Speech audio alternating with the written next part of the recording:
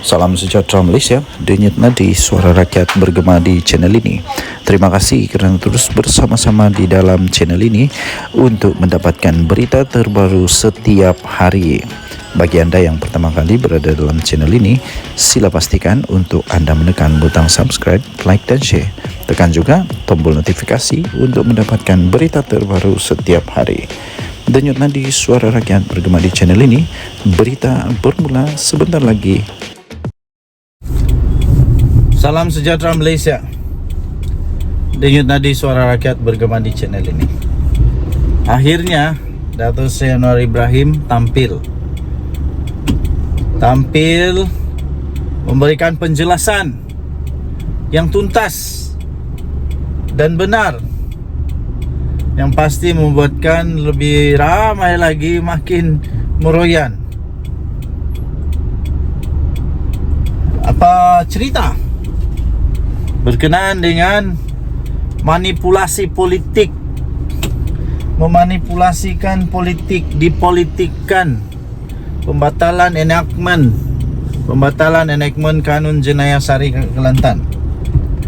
Perkara yang sepatutnya tidak patut dipolitikkan akhirnya disensasikan oleh orang-orang politik, yang menjadi akhirnya jadi sensasi politik, jadi tunggangan politik oleh mereka yang betul tak bertanggungjawab. Beliau berkata, henti manipulasi politikkan pembatalan enactment kanun jenayah syariah Kelantan, kata Perdana Menteri Datuk Seri Anwar Ibrahim. Datuk Seri Anwar Ibrahim, Perdana Menteri Malaysia, mahu pihak yang berkepentingan memberi pandangan kepada jawatan kuasa khas, mengkaji kompetensi Dewan Undangan Negeri DUN untuk menggubal undang-undang Islam. Wah, ini barulah betul. Kalau berani, jangan duk menyalak dekat benda-benda yang tak betul, tapi suarakan itu di tempat yang betul. Perdana Menteri menegaskan tindakan itu untuk mengelakkan keputusan Mahkamah Persekutuan yang telah membatalkan 16 enactment kanun jenayah syariah Kelantan minggu lalu terus dimanipulasikan, dijadikan isu.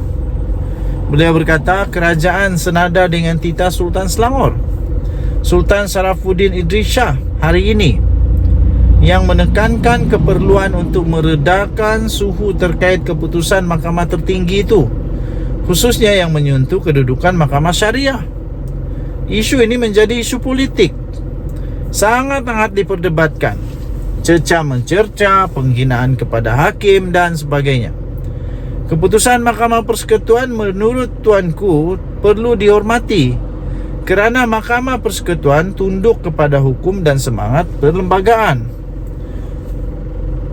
Katanya tak timbul nak meringankan dan meremehkan kedudukan Mahkamah Syariah. Kalau ada pun cadangan dan tindakan, boleh rujuk kepada jawatan kuasa khas berkenaan supaya dapat dikaji masalah yang dibangkitkan negeri dan masyarakat Islam. Tapi tonggak perlembagaan tak boleh dirungkai, katanya.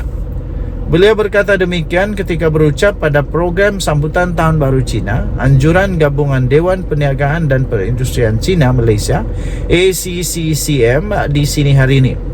Turut hadir Timbalan Perdana Menteri Datuk Seri Fadilah Yusof dan menteri-menteri kabinet lain, serta Presiden ACCCM Tan Sri Low Kian Chuan. Jadi begitulah caranya yang betul, bukan sembarangan yang melalak sana sini. Jangan pula selepas ini mempersoalkan pula titah yang Seri Paduka Baginda yang di-Pertuan Agung pula, kepada Kebawah Duli Yang Maha Mulia Sultan Selangor pula. Jadi cermin diri, jangan rusakkan negara kita.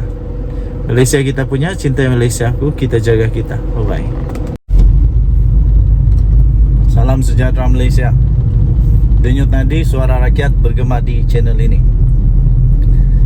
Kita sudah pun tahu bahawa ada satu klip yang telah tular, di mana Sultan Ibrahim pada ketika itu belum lagi menjadi agung, mahu supaya siasatan diraja dilaksanakan kerana kes berkenaan dengan Pulau Batu Putih.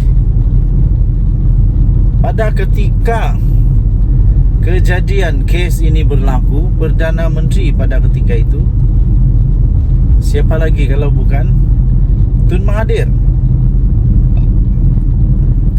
Sehingga Baginda yang sudah menjadi agung sekarang ini, Baginda menitahkan supaya siasatan dilaksanakan.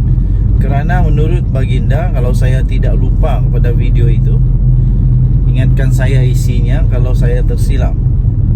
Baginda berkata tidak ada pun perbincangan dibuat dengan kerajaan Johor. Itu keputusan yang sangat-sangat mendukacitakan itu. Kerana itu Baginda berkata, Baginda menitahkan supaya ada RCI dilaksanakan. Dan sekarang kita tahu bahawa Suruhanjaya diraja untuk menyiasat RCI, menyiasat perkara ini sudah pun dibuka.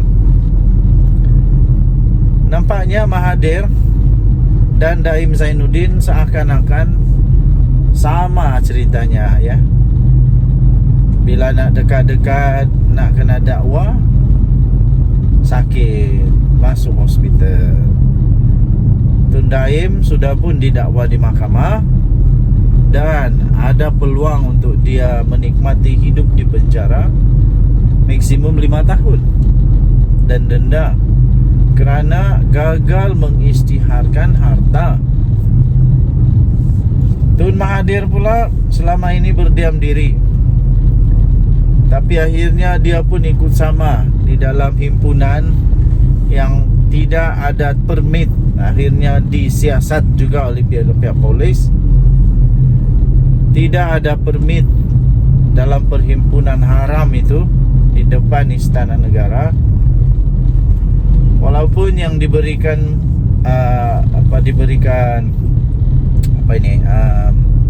berkenan daripada agung pada ketika itu hanya beberapa orang saja untuk hantar memorandum.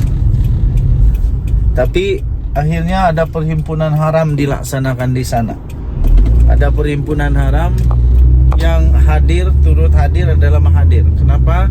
Sebab anak dia disiasat oleh SPRM, diminta untuk mengisytiharkan harta. Apa masalah kalau hanya untuk isytihar harta? Saya pikir tidak ada masalah. Bukan kena dakwa pun. Jadi yang takut sangat apa hal? Kenapa takut sangat? Jadi sekarang memang patutlah. Sekarang memang betul Mahathir patut takut. Mahathir patut takut sekarang ini kerana siasatan diraja sudah dibuka untuk menyiasat Pulau Batu Putih punya kes ini. Seandainya ada kes, habislah. Mahathir boleh menjadi Perdana Menteri kedua yang mungkin didakwa disiasat oleh mahkamah. Jadi sejarah mungkin tercipta lagi. Adakah Mahathir pula akan termakan sumpah laknat daripada Najib Razak? Ataupun semua mereka termakan sumpah laknat sendiri? Kita tunggu dan lihat saja. Denyut nadi suara rakyat bergema di channel ini. Jangan lupa tekan butang subscribe, like dan share.